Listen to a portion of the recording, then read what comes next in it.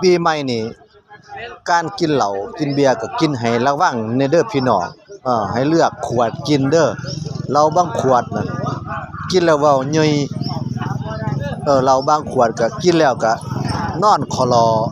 เหล้าบางขวดกินแล้วก็หาเรื่องให้เขาตีเจ้าของเออ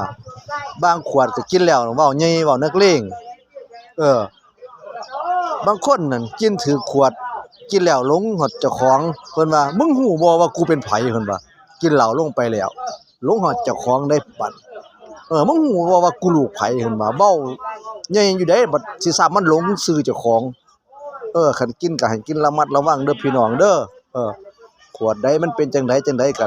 พิจารณาเอาเองบางขวดกินแล้วเว้าใหญ่บางขวดกินแล้วขี้คุยบางขวดกินแล้วก็หาเรื่องใส่หมู่บางขวดกินแล้วก็หาเว้าให้หมู่มาตีเจ้าของจังซี่มันก็บ่แม่นเด้อพี่น้องเด้อ